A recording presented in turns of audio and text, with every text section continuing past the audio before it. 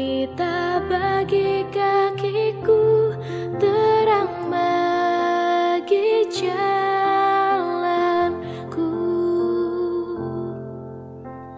Waktu ku bimbang dan hilang jalanku, tetaplah kau di sisiku. Dan takkan ku takut asal kau di dekatku, besertaku selamanya.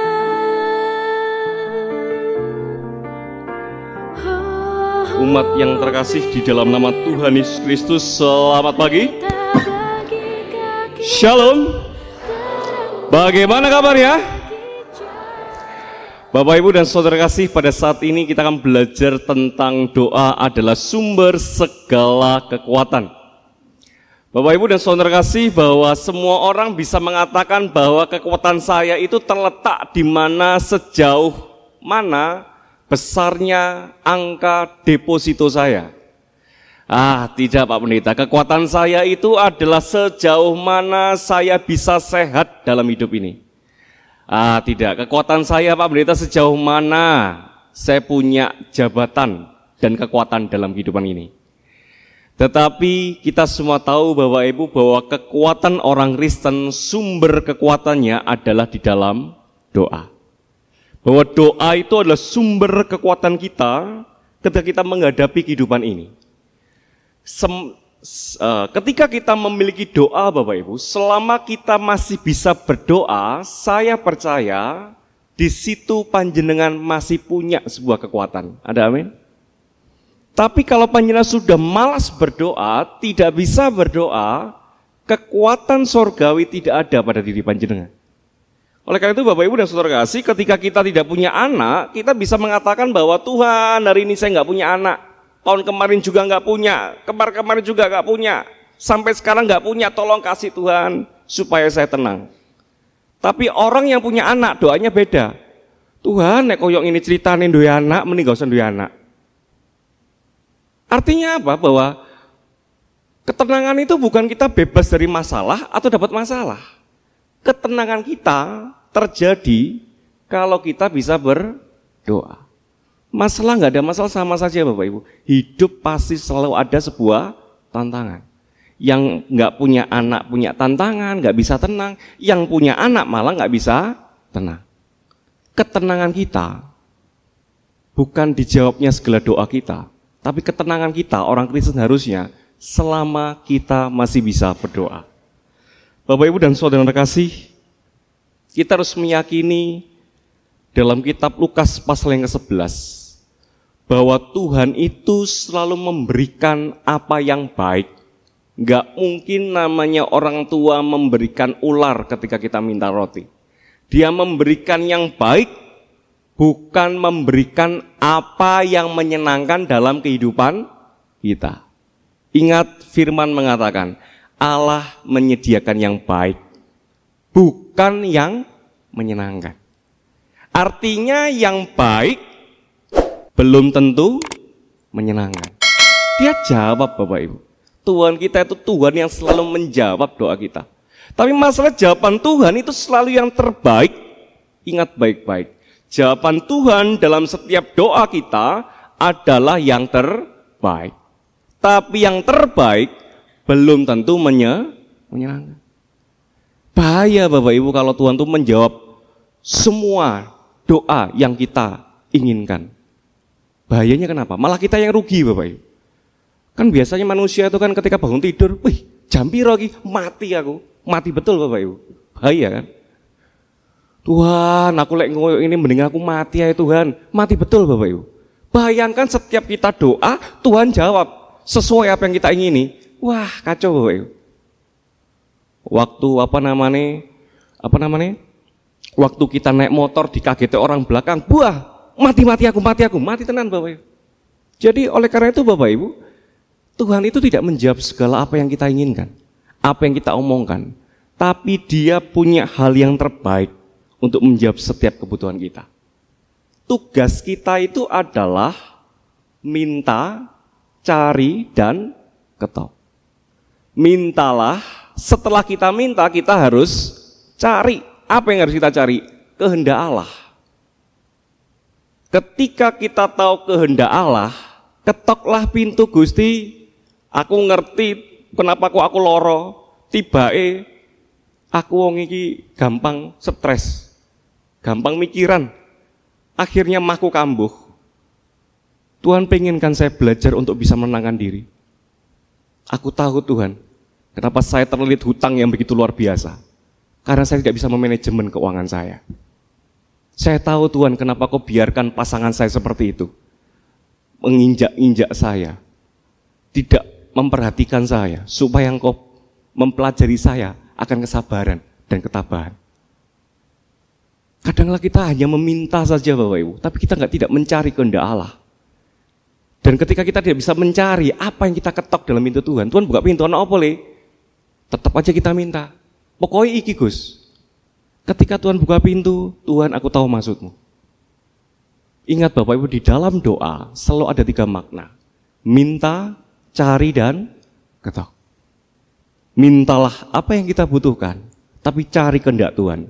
Apakah itu yang Tuhan inginkan? Karena Bapak Ibu dan Saudara kasih, setiap tantangan yang Tuhan izinkan,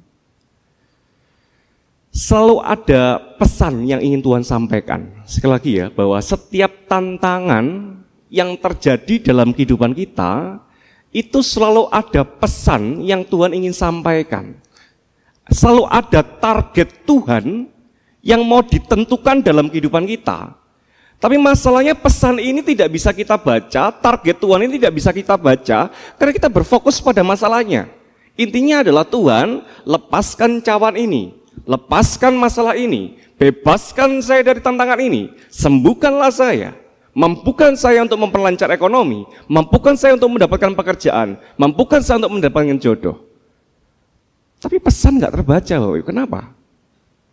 Tuhan tidak kabulkan. Kenapa Tuhan kabulkan? Kenapa Tuhan sampai saat ini belum menjawab segala tantangan kita? Apakah mungkin ada pesan tersembunyi di balik segala yang kita hadapi?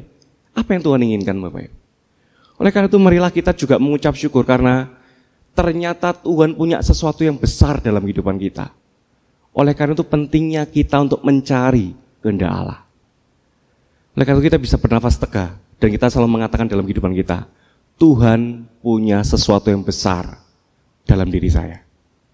Kalau Tuhan tidak punya sesuatu yang besar dalam diri saya, kalau Tuhan tetap tidak mau mengasihi saya, kita nggak mungkin bisa hidup Bapak Ibu. Selama kita bernafas, kita bisa hidup, berarti artinya apa? Tuhan masih punya rencana yang besar dalam hidup saya. Ada amin? Kita harus mengakui itu. Bapak Ibu dan Saudara kasih, di dalam doa adalah sumber kekuatan. Kenapa? Karena kita harus mengerti Bapak Ibu, ketika kita berdoa, kita itu bertemu dengan sesosok makhluk yang menguasai jagat raya Bapak Ibu. Jadi ketika kita berdoa Bapak Ibu, kita bertemu dengan pribadi yang betul-betul berkuasa dalam kehidupan alam semesta. Doa itu kan pertemuan kita dengan pribadi yang membuat kita Bapak Ibu. Artinya apa? Ketika kita berdoa, artinya kita menggunakan kuasa Tuhan untuk terjadi dalam kehidupan kita. Oleh karena itu, hindarin memakai doa untuk melakukan sebuah kejahatan. Tuhan, semoga pasangan saya kecelakaan. Gedeg aku Gus. Loro hati. Biarkan orang itu Tuhan mendapatkan kutuk daripada Allah. Jangan pakai doa kita untuk berbuat sebuah kejahatan. Karena berdoa itu kita bertemu dengan sang pribadi yang menciptakan langit dan bumi. Dan kita diberikan kekuatan itu. Jangan memakai kekuatan daripada Allah untuk melakukan sebuah kejahatan. Makanya seringkali, Pak Pendeta saya itu sudah doa, tapi gagal. Tetap aja nggak ada semangat. Kenapa nggak ada semangat Bapak Ibu? Bukan karena tangan Tuhan kurang panjang, telinganya kurang tajam, karena kita jatuh dalam dosa. Atau mungkin yang kedua, cara berdoamu itu salah. Karena pertama tadi, kamu memakai doamu untuk sebuah kejahatan. Malah Tuhan mengatakan apa? Doakan orang yang menganiaya kamu. Doakan orang yang menjatimu.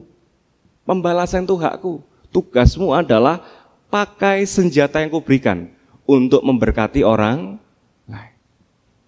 Oleh karena itu Bapak Ibu dan Saudara kasih, mari kita belajar bahwa doa itu jangan sampai salah, supaya ada semangat dalam kehidupan kita. Seringkali doa itu kita pakai hanya untuk mencurahkan isi hati. Kita lupa, kita itu disebut anak yang beriman. Artinya setiap kita doa harus juga diakhiri dengan iman. Sering kita lupa. Kita suka mencurahkan hati, Tuhan saya kecewa gini. Tuhan kenapa hidup saya begini. Oke, nggak apa-apa kita curhat. Tapi selalu ditutup, Tuhan saya beriman. Semua akan baik-baik saja. Itu penting sekali. Ditutup dengan iman. Apa itu iman? Percaya sesuatu yang tidak terlihat. Kondisinya nggak karu-karuan. Kita belum lihat pertolongan Tuhan, tapi kita tutup dengan iman. Tuhan, saya yakin janji Tuhan dalam keluarga saya, anak saya, pasangan saya akan tergenapi. Semuanya akan baik-baik saja. Tuhan akan menyertai setiap keputusan dan langkah hidup saya. Ada amin Bapak Ibu? Itu harus diamini. Harus dengan iman. Boleh kita mencurahkan hati, tapi kita harus mengimani pada akhirnya. Dan Bapak Ibu dan Saudara kasih, ingatlah bahwa di dalam doa tempat kita mencurahkan hati. Bukan di mana? Biasanya manusia zaman sekarang kalau curhatnya di mana? Medsos. Di status WA, status Facebook. Bapak Ibu dan Saudara kasih, tempat curhat kita, tempat kita mengeluarkan isi hati kita adalah di dalam doa. Gunakan medsos dengan bijak. Biarlah setiap orang yang membaca status kita penuh dalam damai sejahtera. Jangan malah membebani kan gitu. Dino iki aku melihat dia, rasanya gregetan gitu ya. Delalah lawannya Bapak yang baca. Iki wong iki rasane aku gitu. Tak bales sih, enggak karu-karuan Bapak Ibu. Sudahlah, mending hentikan budaya yang seperti itu. Ingat bahwa kekristenan itu adalah kasih. Pakailah senjata Tuhan. Bibir kita, perkataan kita itu dahsyat kuasanya. Pakai hal-hal yang baik. Nah Bapak Ibu dan Saudara kasih, kita harus percaya bahwa air mata kita itu ditampung dalam kirbatnya Allah. Dalam arti adalah Tuhan itu selalu menampung air mata kita. Dia selalu mendengarkan. Nggak akan salah. Dan kita juga belajar bagaimana tentang doa ini. Bisa slide ditayangkan? Jadi kita kembali lagi Bapak Ibu, kenapa doa itu menjadi sumber kekuatan dalam kehidupan kita? Karena yang pertama adalah doa itu dalam bahasa Yunani-nya itu ada 4. Yang pertama dalam definisi Yunani-nya asli, yang pertama adalah parakleo. Parakleo itu adalah doa itu artinya memanggil seseorang untuk mendekat.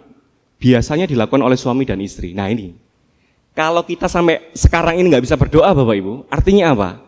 Kita belum dijadikan mempelai perempuan oleh Allah.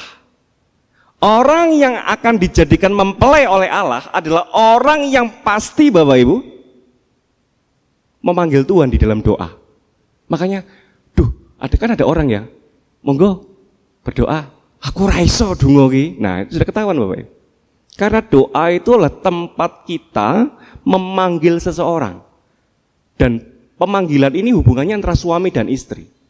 Kalau kita tidak dekat dengan doa, kalau kita malas berdoa dan jarang berdoa, berarti kita tahu mempelai kita siapa? Mempelai kita cuma 2, iblis atau Tuhan. Tapi kalau mempelai kita Tuhan Bapak Ibu, tidak mungkin kita tidak berdoa setiap hari. Ada hubungan yang intens. Seorang pasangan, apalagi istri Bapak Ibu, selalu mempercayakan hidupnya pada suaminya. Nggak bisa sehari nggak ngomong. Nek, misalnya laki-lakinya diem, oh ya apa toh mas, kok aku dimenang noai kan gitu. Bu ya ngomong, mas aku no iki lho mas, anakmu, itulah istri Bapak Ibu. Karena dia tahu bahwa suaminya itu yang menjaga dia. Suaminya itulah imam bagi dia. Dan doa adalah tempat kita untuk memanggil mempelai kita secara intens. Yang kedua, doa adalah deumai, memberikan saran atau usul. Yang ketiga, aiteo, mengajukan permohonan. Ini hampir mirip. Jadi deumai dan aiteo itu sama, memberikan saran atau mengajukan permohonan. Artinya bahwa doa itu kita mengajukan saran atau permohonan, bukan dengan sebuah paksaan. Harus sembuh Tuhan di dalam nama Tuhan Yesus Kristus. Boleh mengatakan seperti itu, tapi harus didahulukan atau dengan diakhiri dengan kalimat atas kehendak Tuhan. Atas kehendak Tuhan, di dalam nama Tuhan Yesus Kristus ada kesembuhan, ada pemulihan. Karena kita doa itu mengajukan sebuah saran dan permohonan. Karena kita percaya bahwa apapun jawaban Tuhan itu yang terbaik dalam kehidupan kita. Dan Tuhan selalu menjawab doa kita walaupun itu tidak menyenangkan. Tapi di dalam doa, tidak semua doa harus kita Tuhan turuti Bapak Ibu. Kita beda dengan karismatik. GKJW itu adalah kita bermain namanya kerendahan hati, di mana Tuhan itu yang punya kuasa mutlak. Jadi ingat, doa itu adalah sebuah saran, usul, atau kita permohonan. Dan yang keempat adalah seringkali kita salah di dalam doa. Doa itu bukan hanya kita memanggil sebagai istri, kita curhat begitu saja, tapi tahu. Jadi artinya adalah doa itu tempat kita memeriksa diri dan hati. Jadi ketika kita berdoa Bapak Ibu, tempat kita memeriksa diri saya. Apakah saya layak di hadapan Tuhan saat ini? Oh, ternyata tidak Tuhan. Saya orang yang nista di hadapan Tuhan. Makanya penting untuk pengampunan dosa. Ngaku dosa di hadapan Tuhan itu penting dalam setiap doa Bapak Ibu. Awalilah dalam setiap doa kita pengakuan dosa, karena doa itu salah satunya di dalamnya adalah memeriksa diri atau hati kita kepada Tuhan. Oleh karena itu Bapak Ibu dan Saudara kasih, perwira di Kapernaum mengatakan, Tuhan katakan saja sembuh. Nggak usah datang Tuhan. Aku ini siapa? Saya ini bukan siapa-siapa. Kalau mau Tuhan katakan sembuh, sembuh. Kalau tidak, tidak. Saya ini prajurit. Saya ini bukan bos. Saya ini seorang prajurit. Kalau seorang prajurit selalu menerima kata jenderalnya. Tuhan nggak layak datang ke rumah saya. Apapun kata Tuhan, saya ikuti. Tuhan mengatakan sembuh, pasti sembuh. Kalau tidak adalah tidak. Mari kita contoh doa perwira ini, iman perwira ini, di mana imannya itu tidak pernah memaksakan kehendak daripada Allah. Biarlah pada saat ini Bapak Ibu, kita belajar bagaimana kita merendahkan diri kita kepada Tuhan dan mendekatkan diri di dalam doa. Tuhan Yesus menyertai panjenengan. Amin. Firman-Mu pelita bagi kakiku.